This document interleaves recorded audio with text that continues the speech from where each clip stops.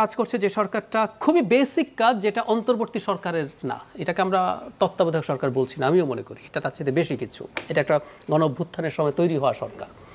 So অন্তর্বর্তী 3 মাসের সরকার না, মানে তত্ত্বাবধায়ক 3 মাসের সরকারেরও খুবই বেসিক একটা কাজ হচ্ছে ল অ্যান্ড অর্ডার নিশ্চিত করা।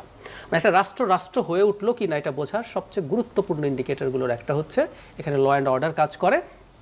এখানে ট্রাইবাল সোসাইটির মতো মব তৈরি করে ওকে মারো, ও তাকে ধরো, ও পাল্টা করো, এটা হয় না। আর যদি হয়ও সেটার বিরুদ্ধে স্টেটের প্রেজেন্স দেখা যায়, স্টেট ব্যবস্থা নেয়, সেটা দেখা যায়।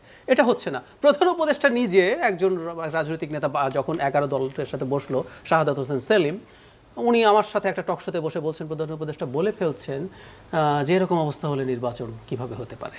বা পরের দিনও তিনি একই ধরনের কথা, পতিত শক্তি মানে আওয়ামী লীগকে টেনে এনে বলছে যে এদের অবস্থা নাকি এতই খারাপ যে তারা ভীষণভাবে বাধা দিচ্ছে। সো আইন শৃঙ্খলা কন্ট্রোল করতে পারছে না, দেশের অর্থনীতিতে ডিজাস্টার তৈরি হয়েছে। আই রিপিট, আমরা কোনো একদিন যদি সুযোগ হয় আলাপ করতে পারি, অর্থনীতিতে ডিজাস্টার আছে। গত 5 বছরের মধ্যে সর্বনিম্ন এলসি খোলা হয়েছে। মানে আমাদের আমদানি এত কমে গেছে কারণ আমাদের অর্থনীতি শ্রিঙ্ক করছে, আমাদের ভোগ কমে গেছে, আমাদের ডলারের রিজার্ভ দেখে আমরা অনেকে সরকারের ক্রেডিট দেখি, এর মধ্যে একটা ডিসক্রেডিট আছে, অনেকে জানে না। ডলারের ফ্লো ভালো আছে, রপ্তানি কিছুটা ভালো হচ্ছে, সবচেয়ে বড় কথা রেমিটেন্স ভালো আসছে, কিন্তু সমস্যা হচ্ছে আমাদের কনজাম্পশন কমে গেছে। ফলে আমাদের ক্যাপিটাল মেশিনারি, র ম্যাটেরিয়ালস বা কনজিউমার গুডস ইম্পোর্ট আমরা আর করছি না।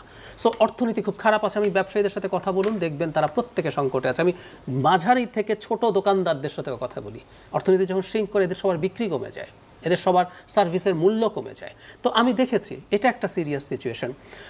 বাংলাদেশ নির্বাচিত সরকার না থাকা অবস্থায় যেটা হয়, বাইরের শক্তিগুলো অনেক বেশি চাপ আপনাকে দিতে পারে। আমি বলছি না নির্বাচিত সরকার হলে চাপ দিতে পারবে না, কিন্তু সম্ভাবনা বেড়ে যায়। বাংলাদেশের উপরে নানা রকম চাপ আছে, যেমন ধরুন মিয়ানমারকে করিডোর দিতে হবে। এই আলাপটা, এই করিডোর কিন্তু হিউম্যানিটেরিয়ান করিডোরই। আমরা ওইটা নিয়ে দীর্ঘ ডিবেট করেছি, সরকার এটাকে নানানভাবে সরানোর চেষ্টা করেছে।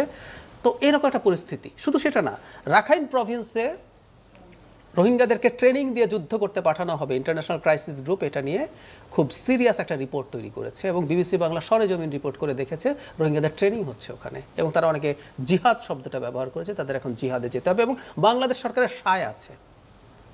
আপনি যখন এই নেগোশিয়েটগুলো করতে থাকেন, করতে যান, আপনার এই সবগুলো পয়েন্ট আমি নিচ্ছি, এবং আইন শৃঙ্খলা পরিস্থিতি যে খারাপ সে বিষয়ে আসলে আমরাও যখন সরকারের থেকে যারা আসছেন তাদেরকে প্রশ্ন করছি এবং তারাও বলছেন তাদের অপারগতার কথা এবং বিভিন্ন।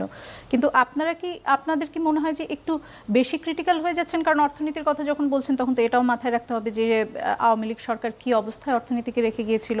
ল অ্যান্ড অর্ডার সিচুয়েশনের কথা যখন বলছি তখন এটাও মাথায় রাখতে হবে যে সরকার যদি খুব বেশি স্ট্রিক্ট হয় তখন আবার সেই সরকারের সমালোচনা করা হবে যে সরকার স্ট্রিক্ট হচ্ছে, সরকার কেন এই ধরনের অবস্থায় যাচ্ছে।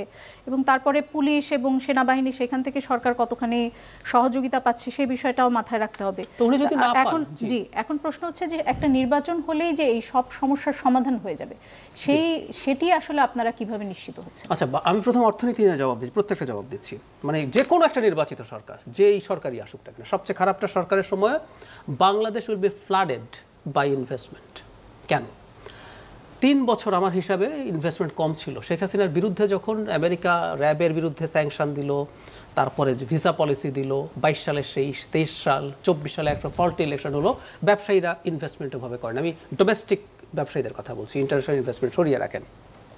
এরপর এই সরকারগুলো যেরকম হয়, অন্তর্বর্তী সরকারের সময় ইনভেস্টমেন্ট হয় না, এটাই নিয়ম, অনিশ্চয়তা। আপনি কতদিন থাকবেন, কি থাকবেন, এমনকি এই আলাপ আছে সরকার কি থাকবে নাকি আরেক সরকার আসবে, মিলিটারি কি ক্ষমতা নিয়ে নেবে, এসবে ব্যবসায়ীরা ইনভেস্ট করে না। যখনই এই জিনিসটা কেটে যাবে, এই গোটা 3 বছরের ইনভেস্টমেন্ট অটোমেটিকলি মাঠে আসবে, এটা যে কেউ মিলিয়ে নিতে পারবেন সময়ে। সো ইনভেস্টমেন্ট বাড়বে, একটা নির্বাচিত সরকারের সময় ইনভেস্টমেন্ট বাড়ে, স্টেবল সরকারের সময়।